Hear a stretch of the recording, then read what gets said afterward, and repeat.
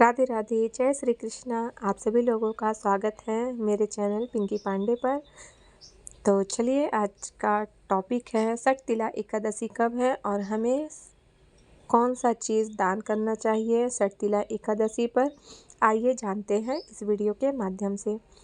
माघ मास के कृष्ण पक्ष की एकादशी तिथि को सात तिला एकादशी नाम से भी जाना जाता है। सात तिला एकादशी के दिन तिल का प्रयोग 6 तरीके से किया जाता है। तो आज हम जानेंगे सात तिला एकादशी कब मनाई जाएगी, व्रत का पारण कब करना है और किस चीज़ का भोग लगाना है और पूजा हमें कैसे करनी है।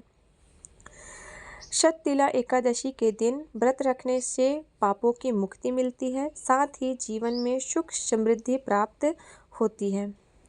षटतिला एकादशी के दिन पूजा में हमें तिल का उपयोग जरूर करना चाहिए। बाकी वीडियो में हम आपको बता देंगे कहाँ पर तिल का उपयोग करना है। तो षटतिला एकादशी के दिन सुबह सुबह स्नान आदि करने के बाद अगर आप लड्डू गोपाल जी की सेवा करते हैं तो लड्डू गोपाल जी को हम जगा लेंगे, दूध का भोग लगाएंगे। उसके बाद हम लड्डू गोपाल जी को स्नान कराएंगे। अगर आप लड्डू गोपाल जी की सेवा करते हैं तो जब आप लड्डू गोपाल जी को स्नान कराएंगे, तिल का आसन देके आप लड्डू गोपाल जी को बैठा लीजिएगा। ठीक है। हम जिस स्नान से लड्डू गोपाल जी को स्नान कराएंगे उस जल में हमें तिल डाल लेना है, यानी हमें थोड़ा सा तिल लड्डू गोपाल के जल में ज़रूर मिलाना है। ठीक है। आप चाहें तो लड्डू गोपाल जी के लिए तिल का उपटन भी बना सकते हैं। तिल का उपटन भी आप लड्डू गोपाल जी को स्नान करा सकते हैं। अगर आप तिल का उपटन नहीं बना पा रहे हैं तो कोई बात नहीं, जिस जल में आप लड्डू गोपाल जी को स्नान करा रही हैं उस जल में आप तिल डाल दीजिए और जल से लड्डू गोपाल जी को आप स्नान करा दीजिए। ठीक है। षटतिला एकादशी के दिन 6 प्रकार के तिल का प्रयोग करना चाहिए। पहले स्नान में, फिर पूजा में, फिर हवन में, दान में, दर्पण में, फिर सेवन में, यानी षटतिला एकादशी के दिन जो भी आप फलाहार करेंगे वो भी हमें तिल से ही बना हुआ करना चाहिए। तो इस प्रकार हमें 6 प्रकार से तिल का प्रयोग करते हैं। तो इस तरह से आप 6 प्रकार से तिल का उपयोग कर सकते हैं। उसके बाद आप लड्डू गोपाल जी को पोशाक पहना दें। ठीक है। स्नान कराने के बाद आप पोशाक धारण करा लें और थोड़ा सा गंगा जल छिड़क दें। उसके बाद लड्डू गोपाल जी को आप श्रृंगार करें, पूरा श्रृंगार करें। आप पीले रंग के आसन बिछा लेंगे। आप चाहे तो 7 प्रकार का मतलब षटतिला एकादशी के दिन पूजा आप मंदिर में भी कर सकती हैं। मंदिर को आप साफ़ सफाई कर लें। उसके बाद आप पीले रंग का आसन बिछा के आप पूजन कर सकती हैं। पीले रंग भगवान विष्णु जी को अति प्रिय है। एकादशी के दिन जब भी आप पूजन करेंगे आप पीले रंग का ही आसन जरूर बिछाएं। हमें 2 जगह आसन देना है। ठीक है। एक ठाकुर जी के लिए और एक गणेश जी के लिए। तो आप एक पीले रंग का आसन बिछाएं और उस पर तिल जरूर डाल दें। गणेश जी के भी आसन में भी तिल रख दें और अपने ठाकुर जी के भी आसन में तिल जरूर रख दें। फिर उस आसन में हमें लड्डू गोपाल जी को विराजमान करना है और फिर एक आसन पर हमें गणेश जी की मूर्ति को आसन में विराजमान करना है। आप विराजमान करने के बाद हाथ में थोड़ा सा तिल लेंगे और फिर हम संकल्प करेंगे, आज मैं आपके नियमित पूजा कर रही हूँ या कर रहा हूँ, आप मेरी पूजा स्वीकार करें और जाने अनजाने में कुछ भी गलती हो जाए तो हमें क्षमा करें। फिर जो हम तिल लिए थे हम भगवान के चरणों में समर्पित कर देंगे। तो इस तरह से संकल्प करने के बाद उसके बाद जल के छींटे लगा के सभी को हम भाव रूप में स्नान करा देंगे। फिर हमें दिया जलाना है। षटतिला एकादशी के दिन तिल का तेल का ही आप दिया जलाएंगे। अगर आप तिल का तेल का दिया जलाते हैं तो बहुत अच्छी बात है। अगर आपके पास तिल का तेल नहीं है तो कोई बात नहीं। ठीक है। आप देसी घी का भी दिया जला सकते हैं। उसमें आप तिल डाल दीजिएगा, थोड़ा सा तिल ज़रूर डाल दीजिएगा। उसके बाद देखिए हम भाव रूप में सभी को हमने स्नान करा दिया है। गणेश जी को वस्तु स्वरूप हम कलावा समर्पित कर देंगे। फिर हम चंदन से रोली से तिलक करेंगे। तिलक के ऊपर हम तिल समर्पित करेंगे। उसके बाद हम धूप समर्पित करेंगे, फूल समर्पित करेंगे। यानी गणेश जी की हम सबसे पहले पूजा करना चाहिए, ठीक है। उसके बाद हम लड्डू गोपाल जी को स्नान कराकर वस्त्र हमने धारण करा लिया है। आप जब भी एकादशी की पूजा करें तो आपको पीले चंदन का ही प्रयोग करना है, ठीक है। आपको पीले चंदन नहीं है तो आप हल्दी से भी तिलक कर सकते हैं। तिलक करने के बाद सभी को हम तिल समर्पित कर देंगे और थोड़ी सी तिल हम दिए में भी समर्पित कर देंगे। चावल का उपयोग एकादशी के दिन बिल्कुल ना करें, तिल का उपयोग करें।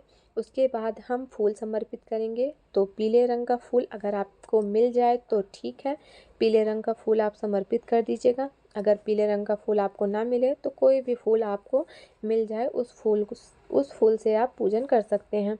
और तुलसी हम ज़रूर से समर्पित करेंगे।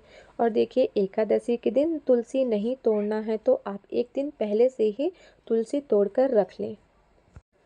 उसके बाद हम भोग समर्पित करेंगे। तो हम गणेश जी को अलग से भोग समर्पित करेंगे। तो हम गणेश जी को अलग से भोग समर्पित करेंगे क्योंकि गणेश जी को बिना तुलसी का भोग लगता है और लड्डू गोपाल जी को हमें तुलसी युक्त भोग लगाना है। तो देखिए छठ एकादशी के दिन तिल से बना हुआ कोई भी मिठाई भोग समर्पित की जाती है। तो तिल से बने हुए कोई भी मिठाई का भोग आप समर्पित कर, मिठाई नहीं है तो सिर्फ आप तिल का या गुड़ का भी भोग आप समर्पित कर सकते हैं। आप कोई भी ऋतु फल का भी भोग समर्पित कर सकती हैं। साथ ही हम एक लोटा जल समर्पित कर देंगे। समर्थ होना चाहिए, दक्षिणा समर्पित करें।